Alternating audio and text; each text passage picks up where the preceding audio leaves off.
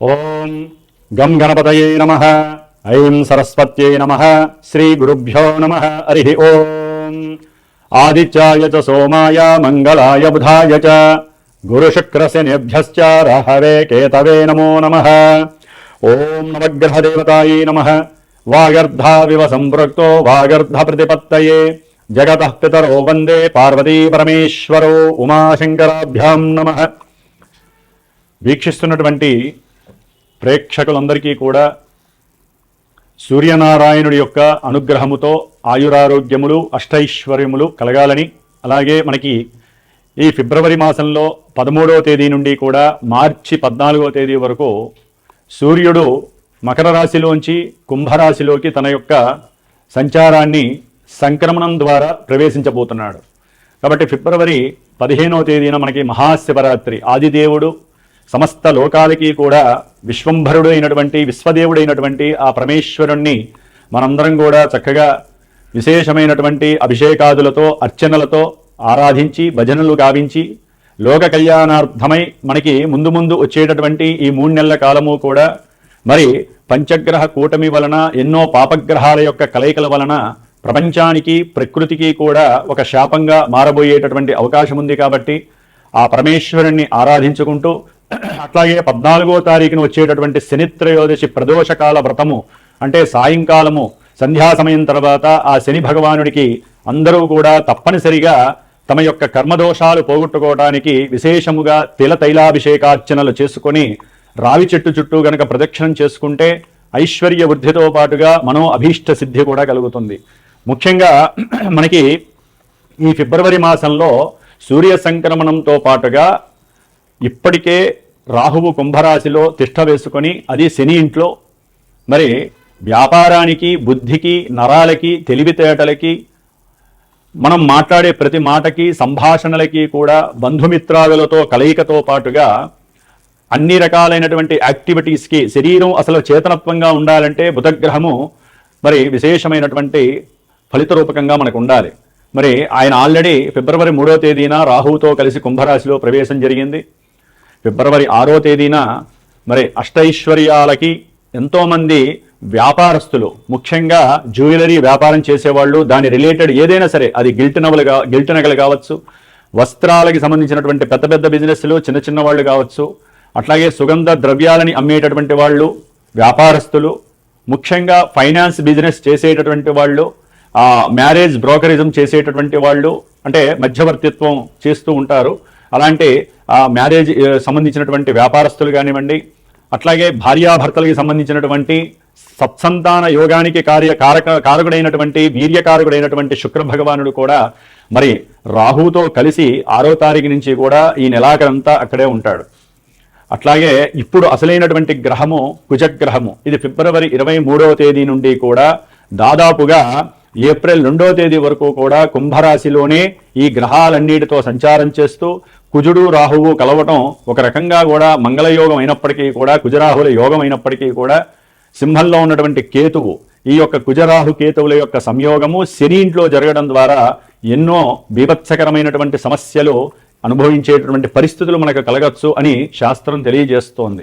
కాబట్టి కుజరాహువుల యొక్క సంబంధం, కుజరాహు కేతువుల యొక్క సంబంధం అటు వ్యాపారస్తులకి శుక్రగ్రహానికి సంబంధించిన వ్యాపారస్తులకు కానివ్వండి అనేక భావాల కారకత్వాలకి, ముఖ్యంగా సూర్య భగవానుడు కూడా మరి ఫిబ్రవరి 13వ తేదీ నుండి మార్చి 14వ తేదీ వరకు కూడా కుంభరాశిలో ఉంటాడు. ఈ 5 గ్రహాల యొక్క సమ్మేళనము విశేషమైనటువంటి శుభ ఫలితాలతో పాటుగా కొన్ని రాశుల వారికి ప్రపంచానికి కాస్త ఈ యొక్క కారకత్వాలనేవి కొంత ఫ్లక్చువేషన్స్ని అట్లాగే ప్రకృతిలో ఎన్నో బీభత్సాలని కలిగజేసే అవకాశాలు ఉండవచ్చు. అది యుద్ధపరంగా, ఎందుకంటే కుజుడు అనేవాడు యుద్ధకారకుడు.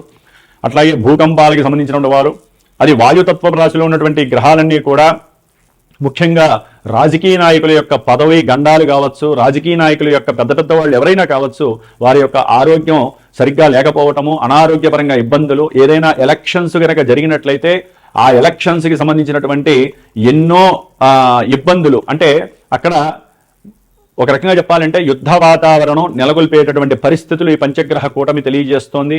అట్లాగే మన సామాన్యంగా చూసుకున్నట్లయితే కనుక ఎవరి యొక్క జాతకాలలో అయితే కుజదోషాలు ఉంటాయో, రాహుకేతువులతో కూడినటువంటి కాలసర్ప యోగ దోషాలుంటాయో, అట్లాగే ఎన్నో రకాలైనటువంటి శుక్రగ్రహ దోషాలు ఉంటాయో, వ్యాపార దోషాలు, వీటన్నిటికీ కూడా ఈ యొక్క పంచగ్రహ కూటమిలో గనక ఎవరైతే గనక సుబ్రహ్మణ్యేశ్వర స్వామి ఆరాధన చేస్తారో, ఎవరైతే ఈ కుజరాహుకేతువుల యొక్క జప ఆరాధనలో పాల్గొంటారో వారికి వారి జాతకంలో ఉన్నటువంటి కుజదోషాలు కావచ్చు, సర్పదోషాలు కావచ్చు, మాతా పితృదోషాలు కావచ్చు, ఎన్నో రకాలైనటువంటి సమస్యలకి చెక్ పెట్టేటటువంటి సమయంగా మనం భావించాలి. ఎందుకంటే 5 గ్రహాల కూటమి అంటే ఎన్నో రకాలైనటువంటి విపరీతమైనటువంటి అనర్థాలు జరిగే అవకాశం కొన్ని రాశులకు ఉంటుంది. ప్రపంచం దేశగోచారంలో మరి అది ప్రపంచం మీద వ్యాప్తి చెందుతుంది. కానీ మనకి ఎవరికి జాతకాలు వాళ్ళకు ఉంటాయి కాబట్టి రాశుల రీత్యా కావచ్చు, జన్మ జాతకంలో లగ్న రీత్యా కావచ్చు, జరుగుతున్నటువంటి దశ అంతర్దశలు, ముఖ్యంగా కుజ మహర్దశ కానీ, రాహు మహర్దశ కానీ, కేతు మహర్దశ కానీ, శని మహర్దశ కానీ, ఈ పాపగ్రహ మహర్దశలు జరుగుతున్నా, మరి రాహుతో కలిసినటువంటి ఈ సూర్యుడు, బుధుడు, శుక్రుడు యొక్క దశలు అంతర్దశలు జరుగుతున్నా, వీరి యొక్క దశల్లో వారి జాతకంలో ఎక్కడైనా సరే దోషాలు ఉన్నట్లయితే అవి కాస్త ఇబ్బంది పెట్టేటటువంటి పరిస్థితి ఈ యొక్క పంచగ్రహ కూటమి వలన కనపడుతోంది. కాబట్టి దాదాపుగా ఫిబ్రవరి అంటే మార్చి 1 నుంచి కూడా కుజుడు శతభిష నక్షత్రంలోకి వస్తాడు. అది ఇంకా బీభత్సకరమైనటువంటి సందర్భము. కాబట్టి ఫిబ్రవరి 23వ తేదీ నుండి కూడా దాదాపుగా మనకి 77 రోజులు, అంటే 70 రోజులు అనుకోండి, 70 రోజులు అంటే మే 10వ తారీఖు వరకు కూడా ఈ కుజ రాహు కేతువుల యొక్క శనిగ్రహ యొక్క ప్రభావం. ఎందుకంటే ఏప్రిల్ 2వ తేదీ నుండి కూడా మే 10వ తేదీ వరకు కుజుడు మీనరాశిలో శనితో కలిసి ఉంటాడు. ఇది మహాదోషప్రదమైనటువంటిది. కాబట్టి ఎన్నో రకాలైనటువంటి దోషాలను కలుగజేసేటటువంటి ఈ దోషాన్ని మనం హరింపజేసుకోవటానికి మా యొక్క శ్రీమాత జ్యోతిషాలయ పీఠం తరపున నేను 70 రోజులు ఈ యొక్క కుజగ్రహానికి, రాహుకేతువులకి, శనికి సంబంధించినటువంటి జపాన్ని ఆచరిస్తూ, ముఖ్యంగా ఈ యొక్క కేతుగణ దోషాలు మఖానక్షత్రంలోకి కేతు అనేటటువంటి వాడు ప్రవేశిస్తున్నాడు దాదాపుగా మనకి మార్చి 1 నుంచి. కాబట్టి ఇంకా దోషాలు ఎక్కువయ్యే అవకాశం ఉంటుంది. కాలసర్ప యోగ దోషం కూడా పడుతోంది. అంటే రాహుకేతువుల మధ్యలోనే గ్రహాలన్నీ కూడా సంస్థాపితమై దాదాపుగా మనకి కాలసర్పయోగ దోషం అనేటటువంటిది ఉండే అవకాశం ఉంటుంది జూలై 1 వీక్ వరకు కూడా. కాబట్టి ఈ యొక్క 70 రోజులు కూడా నా యొక్క పీఠంలో, నా యొక్క ఆధ్వర్యంలో నాచే చేయబడుతూ, ముఖ్యంగా ఈ యొక్క సుబ్రహ్మణ్య ఆరాధన విశేషంగా జరిపి, మధ్యలో మార్చి 1 వీక్ తర్వాత అంటే ఏప్రిల్ సమయంలో నేను అష్టవినాయక దర్శనం, పూణేలో ఉన్నటువంటి అష్టవినాయకుల యొక్క దర్శనము, అట్లాగే సుబ్రహ్మణ్యేశ్వర స్వామికి సంబంధించినటువంటి దైవ తీర్థాలని కూడా సంచరించి, మధ్యలో 1-2 సార్లు సుబ్రహ్మణ్య పాశుపత హోమాలని సంతానం కలక్కపోయినా వారి గురించి కావచ్చు, వివాహం కానిటువంటి వారికి, వివాహమై దాంపత్య అనుకూలత సరిగ్గా లేనటువంటి వారికి, మతిస్థిమితం సరిగ్గా లేనటువంటి వారికి, వ్యాపారంలో నష్టాలు అనుభవిస్తున్నటువంటి వారికి, అట్లాగే ఎవరికైతే జన్మజాతకంలో ఎంత కష్టపడ్డా కూడా 10 రూపాయలు దాచుకోలేని పరిస్థితి, సంపాదించలేని పరిస్థితి ఉన్నటువంటి వారు కావచ్చు, ముఖ్యంగా సంతానహీనత, గర్భవిచ్ఛిన్న దోషాలు కలిగేటటువంటి వాళ్ళు, జన్మజాతకంలో ఉన్నటువంటి కుజరాహు కేతువుల యొక్క దోషాలు ఉన్నటువంటి వాళ్ళు తప్పకుండా సంప్రదించండి. మరి ఈ యొక్క కార్యక్రమానికి 70 రోజుల యొక్క కార్యక్రమానికి డైరెక్ట్గా నాకు ఫోన్ చేసినట్లయితే కనుక దానికి సంబంధించినటువంటి ఆ నియమాలు ఏ విధంగా ఆచరించాలి, మీరు ఏ విధమైనటువంటి మంత్రాలు, అర్చనలు ఈ 70 రోజులు చేసుకుంటే కొన్ని రాసుల వారికి ఆ యొక్క అవయోగాలు తొలగిపోయి యోగాలు కలుగుతాయో నేనే డైరెక్ట్గా మీకు తెలియజేస్తాను. అట్లాగే జాతక పర్యవేక్షణ ద్వారా కూడా ఎన్నో విషయాలు మీరు తెలుసుకోవచ్చు. ముఖ్యంగా 12 రాశుల్లో మేషాది రాశి నుంచి మీనరాశి పర్యంతం కూడా మనకి ఈ 12 రాశులలో ఈ యొక్క గ్రహస్థితుల యొక్క పంచగ్రహ కూటమి ప్రభావం ఏ విధంగా ఉంటుందో తెలుసుకునేటటువంటి విషయంలోకి వెళుతూ, ఓం తత్పురుషాయ విద్మహే మహాసేనాయ ధీమహి తన్న షణ్ముఖ ప్రచోదయాత్. శ్రీ వల్లీ దేవసేనా సమేత శ్రీ సుబ్రహ్మణ్యేశ్వర అనుగ్రహ సిద్ధిరస్తు. కర్కాటక రాశి వారికి ఫిబ్రవరి 13వ తేదీ నుండి మార్చి 14వ తేదీ వరకు కూడా సూర్యుడి యొక్క సంక్రమణం కుంభరాశిలో జరగటం, కుంభరాశిలో ఉన్నటువంటి రాహువు యొక్క ప్రభావము, అట్లాగే ద్వితీయంలో ఉన్నటువంటి కేతువు యొక్క ప్రభావము, మరి ఇదే అష్టమ రాశిలో రాహుతో రవితో పాటుగా బుధుడు, శుక్రుడు, ఆ తదుపరి ఫిబ్రవరి 23వ తేదీ నుండి కుజగ్రహ రాశి సంచారము. అంటే దాదాపుగా రవి, కుజ, బుధ, శుక్ర, రాహు 5 గ్రహాలు ఈ అష్టమంలో సంచారిస్తూ, ఆల్రెడీ కర్కాటక రాశి వారికి ద్వితీయంలో ఉన్నటువంటి కేతువు వెనక 12వ స్థానంలో ఉన్నటువంటి మరి ఈ యొక్క గురుడు యొక్క ప్రభావము, భాగ్యంలో ఉన్నటువంటి శని యొక్క ప్రభావము, వీటి వలన ఆర్థికంగా చాలా వెనకబడిపోయి ఆర్థికంగా చితికిపోయి ఎంత కష్టపడ్డా సరే తగినటువంటి మూల్యము అంటే తగినటువంటి ధనము ఆర్జించటం లేకపోగా అప్పుల బాధ వలన వీరు ఒక్కొక్కసారి కొంతమంది జాతకంలో సరైనటువంటి గ్రహస్థితులు గ్రహ దశలు అంతర్దశలు జరక్క ఏ గ్రహమైనా సరే ఈ ఉన్నటువంటి గ్రహాలలో అప్పులకి సంబంధించి కానీ సంతానం లేక ఇబ్బందులు పడుతున్నటువంటి వారికి కానీ భార్యాభర్తల మధ్య ఉన్నటువంటి లైంగిక సమస్యలు కానీ ఇల్లీగల్ కాంటాక్ట్స్ వలన కానీ ఎవరైతే లోపల అంతర్గతంగా క్షోభపడుతూ ఉంటారో అట్లాగే కోర్టు వ్యవహారాలు పక్క తేలక 25 ఏళ్ళైనా 20 ఏళ్ళైనా వారి యొక్క భూములు కానీ వారి యొక్క సంతానం వీరి దగ్గరికి రాకపోవటం కానీ అదే ఉద్యోగపరమైనటువంటి విషయాలలో ఓ పట్టాన ఏది కూడా తేలక అటు ఉద్యోగము లేక ఇటు కొత్త ఉద్యోగం వెతుక్కోలేక గవర్నమెంట్ పరంగా ఎన్నో సిఐడి లేకపోతే ఐడి ఆస్తులకు సంబంధించినటువంటి కోర్టు కేసులు ఓ పట్టాను తేలక డబ్బులు పెడుతూనే ఉండి అటు లాయర్ల ద్వారా వీరు ఎన్నో కష్టాలు పడుతూ ఉన్నటువంటి ఆస్తులన్నీ లాయర్లకే పెట్టేసేసి న్యాయస్థానాలకి తిరుగుతూ ఇటు గృహపరమైనటువంటి ఆస్తులపరమైనటువంటి సంతానపరమైనటువంటి అన్ని విషయాలు కూడా వీరికి అష్టమంలో ఇప్పుడు కలుగుతున్నాయి. కాబట్టి ఈ అష్టమ రాశిలో ఉన్నటువంటి పంచగ్రహ కూటమి వీరిని చాలా ఇబ్బందికరమైనటువంటి పరిస్థితులకు గురి చేసే అవకాశం ఉంటుంది. అయితే కొంతమందికి తెలియక ఎందుకు ఇట్లా చెప్తున్నారు గురువు గారిలో అంటున్నారు, అష్టమ రాశి అనేటటువంటిది చాలా ఇబ్బంది పెట్టేటటువంటి రాశి. ఓకే, దీంట్లో ఆకస్మికంగా ధనలాభాలు వచ్చే అవకాశం ఉంటుంది, పిత్రార్జితం వచ్చే లాభం ఉంటుంది, సంతానం కలిగే అవకాశం ఉంటుంది, సడన్గా జరిగే అవకాశం ఉంటుంది. అట్లాగే భార్యాభర్తలు విడిపోయిన వాళ్ళు కలిసే అవకాశాలు ఉంటాయి. కోర్టు కేసులన్నీ కూడా వీరికి అనుకూలంగా వచ్చి ఆస్తిపాస్తులు కలిసి వచ్చే అవకాశాలు ఉంటాయి. అదే సేమ్ రివర్స్గా కూడా ఉండే అవకాశం ఉంటుంది. అవన్నీ కూడా మన జన్మజాతకంలో ఉన్నటువంటి డేట్ ఆఫ్ బర్త్ మీద టైం మీద ఆధారపడి ఉంటాయి. చాలామందికి తెలియట్లేదు. ఓన్లీ ఇప్పుడు చెప్పేటటువంటి ఈ రాశి ఫలితాలే మా జన్మజాతకం అనుకుంటున్నారు. జన్మజాతకం అనేది మీ యొక్క date of birth time place మీద ఆధారపడి ఉంటుంది తప్ప మేము చెప్పేటటువంటి గ్రహ గోచారం అంటే గోచారంలో గ్రహాలు కాలమానంలో తిరుగుతున్నటువంటి పరిస్థితులను బట్టి అన్నీ ఇలా ఉంటాయని కాదు. అక్కడ అలా తిరుగుతున్నాయి కాబట్టి ఈ రాశి వారికి ఆ యొక్క ఎఫెక్ట్ ఉంటుందని మాత్రమే తెలియజేస్తాను తప్ప ఇవే జరిగిపోతాయని మాత్రము ఎవరు దయచేసి అనుకోవద్దు, అర్థం చేసుకోవద్దు, అపార్థం చేసుకోవద్దు.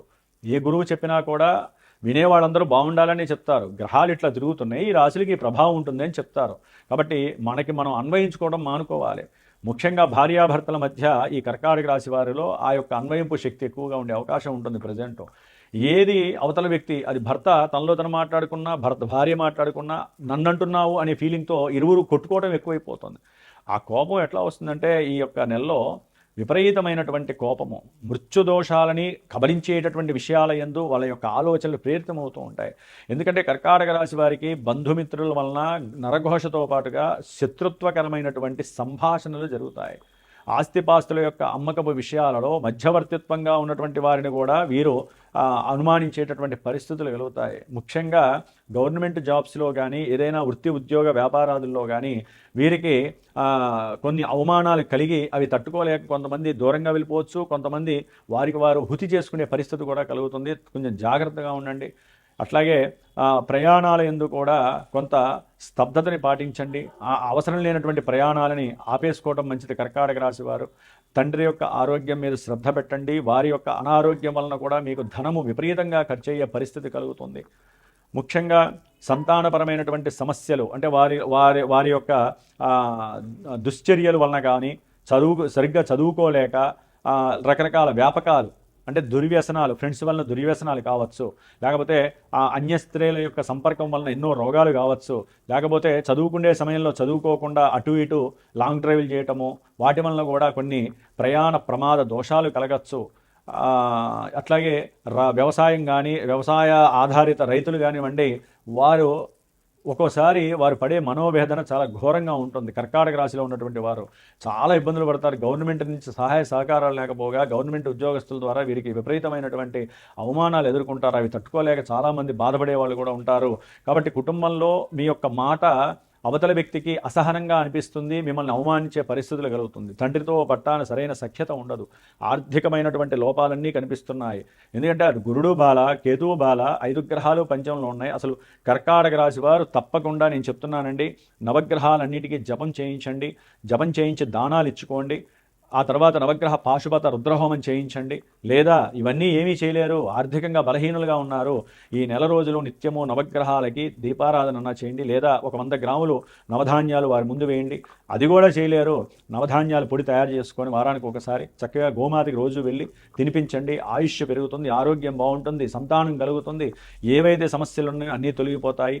ప్రేమికులకైతే కనుక కొంతమంది ప్రేమించుకునే వాళ్ళు దూరం అయిపోతారు. కర్కాటక రాశి వారికి కొంతమంది ప్రేమికులకి ఎన్నో ఆటంకాలు, విఘ్నాలు, అవమానాలు పడలేక వారిని వారు దూరం చేసుకోవడం కాకుండా ఒకరి మీద ఒకరు శత్రుత్వం పెంచుకునే పరిస్థితులు కూడా ఉంటుంది. కాబట్టి కొంచెం జాగ్రత్తగా ఉండండి. కర్కాటక రాశి వారికి ఏ గ్రహస్థితి కూడా వీరికి అనుకూలంగా లేదు. కాబట్టి ఎక్కువగా వీరు అప్పుల బాధ నుంచి బయటపడాలంటే దత్తాత్రేయుల వారిని, దత్త కవచాన్ని చదువుకోండి. ధనపరంగా బాగుండాలి అనుకుంటే కనుక ఆదిత్య హృదయాన్ని చదవండి. అట్లాగే గణపతిని నిత్యము కూడా ఓం గం గణపతయ అని స్మరించండి. ప్రయాణాలు చేసేటప్పుడు మాత్రం హనుమాన్ చాలీసాని కానీ ఆపదామపహర్తారం దాతారం సర్వసంపదాం లోకాభిరామం శ్రీరామం భూయో భూయో నమామ్యహం అనేటటువంటి స్తోత్రాన్ని 11 సార్లు చదువుకొని బయటకు వెళ్ళండి. ఏదైనా కర్కాటక రాశి వారు ఈశ్వరానుగ్రహాన్ని ఎక్కువగా పొందడానికి ప్రయత్నం చేయండి. ఈశ్వరాభిషేకం చేయండి. నవగ్రహ స్తోత్ర పారాయణ చేయండి. ఓం శ్రీమాత్రేయ నమః.